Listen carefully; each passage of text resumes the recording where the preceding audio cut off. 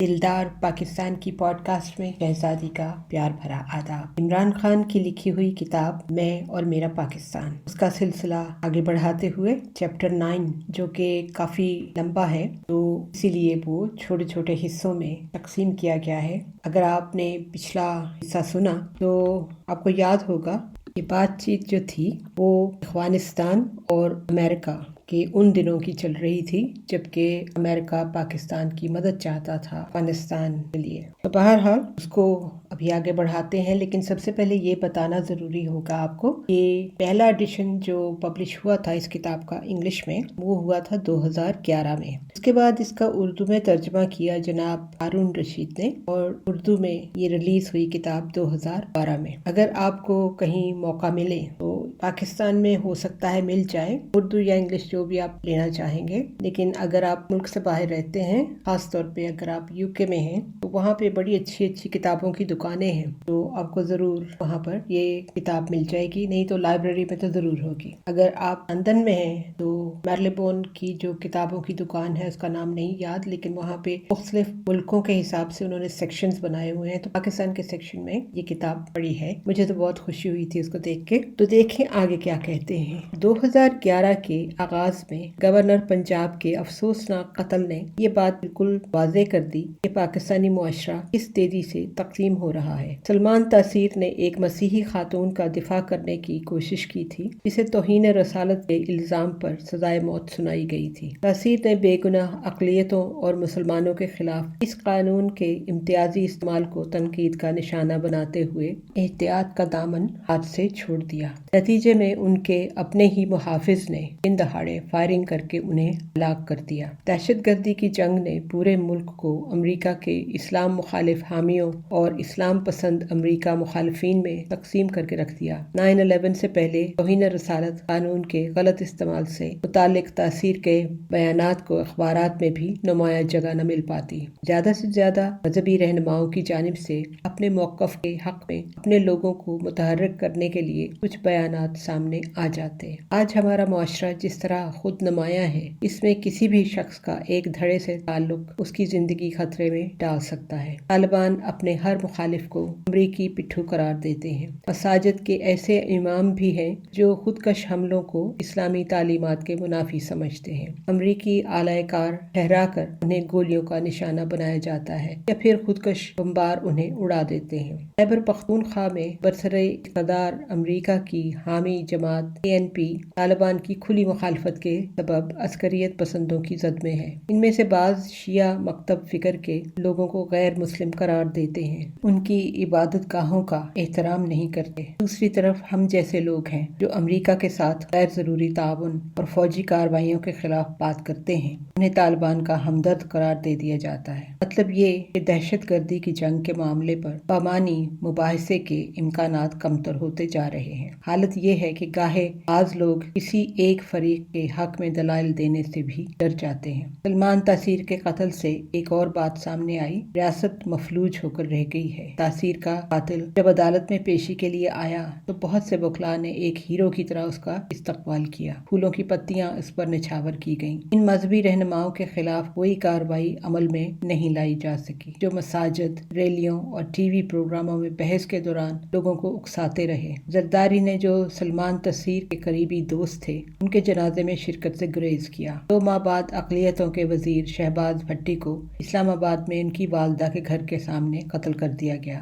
रियासत जूं कमजोर होती जाती है, मुक़्तदर और बाख्तियार शख्सियात के दरमियान ज्यादा से ज्यादा दौलत और इख्तियार समेटने के लिए कशमकश शुरू हो जाती है। इसी तरह जैसे अजीम मुगल सल्तनत के ज़माना ज़वाल में मुख्तलिफ सरदार और गवर्नर अपने इलाकों को खुद मुख्तार बनाने लगे थे। जब सियासतदान अपनी सिक्योरिटी के तय दर तय हिस्से में कैद हो जाएं, तो पहले ही से महदूद वसाइल अवाम की बजाय उमरा की हिफाजत पर ज़ाया हो जाते हैं। ऐसे में कराची और बलूचिस्तान में होने वाले कत्ल नज़रअंदाज कर दिए जाते हैं। हमारी मगरबी सरहद का बड़ा हिस्सा खाना जंगी की लपेट में है, जबकि जराइम और करप्शन बुलंदी की नई हदों को छू रही है। अमरीका वावेला करता है कि रियासत पाकिस्तान की नाकामी की सूरत में एटमी हथियार गलत हाथों में पहुंच پہنچ جائیں گے۔ خود امریکہ کی اپنی حکمت عملی پاکستان میں دھڑے بندی، بنیاد پرستی اور انتشار کو بڑھاوا دے کر ملک کو عدم استحکام کی طرف دھکیل رہی ہے۔ اس کا اندیشہ وہ ظاہر کرتا رہتا ہے۔ ریاست جس قدر کمزور ہوتی جائے گی، انتہا پسندی پر قابو پانا اتنا ہی مشکل ہوتا جائے گا۔ 2010 میں کچھ خطرناک خبریں منظر عام پر آئیں، یہ کہ افغانستان میں موجود امریکی فوجی قیادت طالبان کے تعاقب میں پاکستان کے قبائلی علاقوں پر حملے کی خواہش رکھتی ہے۔ اس پر کنگز کالج لندن میں شعبہ وار اسٹڈیز کے پروفیسر اور واشنگٹن کی نیو امریکہ فاؤنڈیشن کے سینئر فیلو اناٹول لیون نے اس انداز فکر کو پاگل پن کہا تھا۔ اپنے ایک مضمون میں جو پاکستان کے کئی اخبارات میں چھپا، انہوں نے لکھا، جو چیز پاکستان کو واقعی ناکامی سے دوچار کر سکتی ہے اور جس کے نتیجے میں انتہا پسندوں اور دہشت گردوں کی قوت میں غیر معمولی اضافہ ہو سکتا ہے، وہ یہی ہے کہ پاک فوج میں تقسیم گہری ہو جائے۔ پھر ممکن ہے کہ فوج کا ایک حصہ امریکہ کے ساتھ اتحاد کے خلاف بغاوت کر دے۔ انہوں نے کہا، پاک فوج کے بہت سے افسروں نے انہیں خبردار کیا تھا کہ طالبان اور القاعدہ کے تعاقب میں امریکی فوج پاکستان میں داخل ہوئی تو یہ نہ صرف پاک امریکہ تعلقات بلکہ خود پاک فوج کی یکجہتی کے لیے خطرناک ہوگا۔ پاک فوج کے ایک سابق جنرل کا کہنا ہے وہ کہ ڈرون حملوں کو پاک فوج کے عام افسر اور جوان ذلت آمیز خیال کرتے ہیں، لیکن یہ اس لیے کوئی بڑا مسئلہ نہیں کیونکہ پاک فوج اس بارے میں کچھ نہیں کر سکتی۔ یہ بات بھی ذہن میں رہنی چاہیے کہ مشرف پر قاتلانہ حملے اور آرمی ہیڈ کوارٹر راولپنڈی پر عسکریت پسندوں کا حملہ اندرونی نوعیت کے معاملات تھے، جبکہ اپنے ہی محافظ کے ہاتھوں سلمان تاثیر کے قتل نے پاکستان کی سیکیورٹی فورسز کے اندر بنیاد پرستی میں اضافے کو واضح کر دیا۔ 2 مئی کو اسامہ بن لادن کی پناہ گاہ کا انکشاف ہر پاکستانی کے لیے شرم کی بات تھی، لیکن اس کی موت پاک فوج کے لیے بہت بڑا دھچکا ثابت ہوئی۔ پہلی مرتبہ ایسا ہوا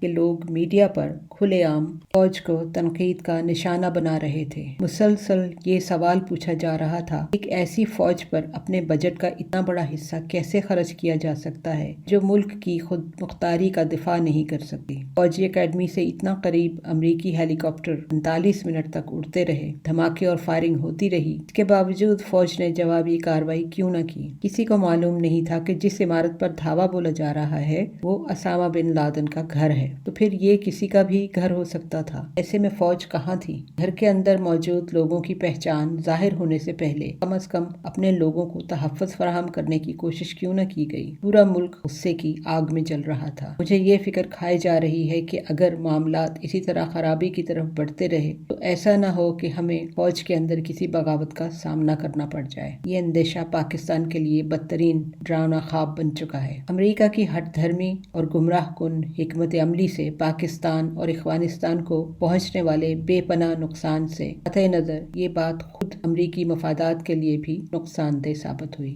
یہ حقیقت بار بار واضح ہو کر سامنے آ چکی ہے۔ ٹائمز اسکوائر میں بم دھماکے کی بچگانہ کوشش کرنے والے پاکستانی نژاد فیصل شہزاد کا مقدمہ امریکہ کے لیے بڑی بدنامی کا باعث ہوا۔ شہزاد نے اس حرکت کو درست قرار دینے کے لیے امریکی خارجہ پالیسی کو حوالے کے طور پر پیش کیا۔ اس نے عدالت میں کہا، میں مجرم ہوں اور 100 بار اپنے اس جرم کا اقرار کرنے کو تیار ہوں، کیونکہ جب تک امریکہ عراق اور افغانستان سے اپنی فوجیں واپس نہ بلائے گا، صومالیہ، یمن اور پاکستان میں ڈرون حملے بند نہ کیے جائیں گے، مسلم ممالک پر تسلط جمانے کا سلسلہ بند نہ ہوگا، اور جب تک مقامی مسلمانوں کی جاسوسی بند نہ کی جائے گی، ہم امریکہ کے خلاف حملے کرتے رہیں گے۔ جب جج نے اس سے سوال کیا کہ تمہارا حملہ کامیاب ہو جاتا تو اس میں بچے بھی ہلاک ہو سکتے تھے، تو اس نے ڈرون حملوں کی طرف توجہ دلاتے ہوئے کہا، افغانستان اور عراق میں حملے کرنے والے بچوں کی کوئی پرواہ نہیں کرتے، وہ کسی کی بھی کوئی پرواہ نہیں کرتے، ڈرون طیارے عورتوں کو، بچوں کو، سب کو جلا کر مار ڈالتے ہیں۔ ذاتی طور پر میں یہ سمجھتا ہوں کہ بنیاد پرستی کی وہ لہر جو امریکی پالیسیوں کی وجہ سے افغانستان، پاکستان اور پھر صومالیہ اور یمن جیسے ملکوں میں خون خرابہ اور انتشار دیکھ کر خود مغرب میں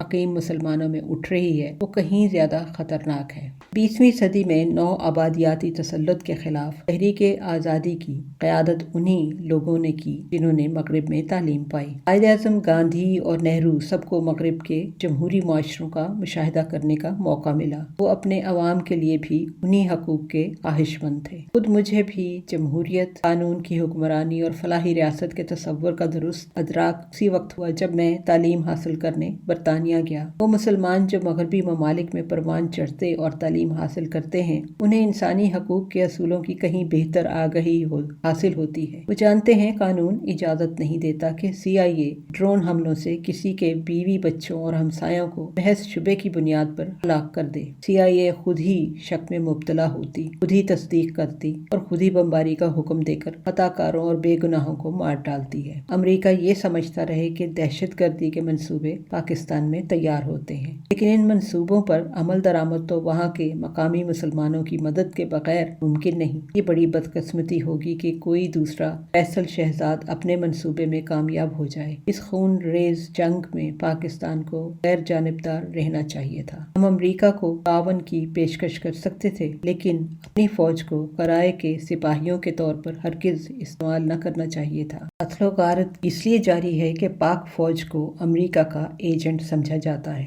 ایک طرف امریکہ اور دوسری طرف دہشت گرد۔ ہماری فوج ان دونوں کے درمیان پس کر رہ گئی ہے۔ ایک طرف امریکہ مخالف انہیں امریکہ کے کٹھ پتلی قرار دے کر نشانہ بناتے ہیں، دوسری طرف امریکی انہیں مجبور کرتے ہیں کہ اپنے ہی لوگوں کے خلاف کارروائی کریں۔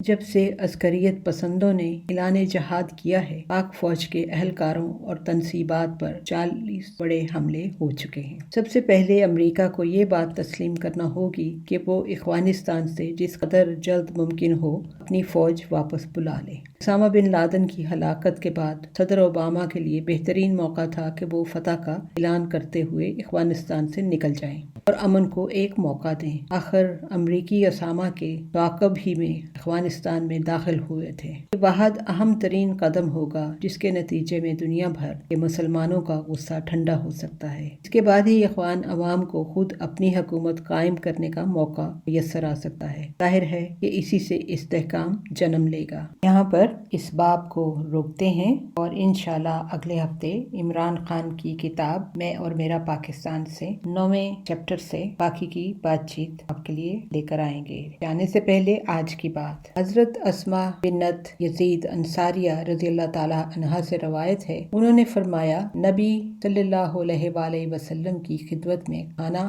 حاضر کیا گیا۔ آپ نے ہمیں کھانے کی پیشکش کی۔ ہم نے کہا ہمیں خواہش نہیں، یعنی بھوک نہیں ہے۔ آپ نے فرمایا بھوک اور جھوٹ کو اکٹھا نہ کیا کرو۔ سوچنے کی بات ہے، جب انسان اکثر تکلف میں ایسی بات کہہ دیتے ہیں چاہے کتنی بھی بھوک لگی ہو۔ ہمارا ای میل ایڈریس ہے dildarpakistan@hotmail.com۔ Until next time, take care. God bless. اللہ حافظ۔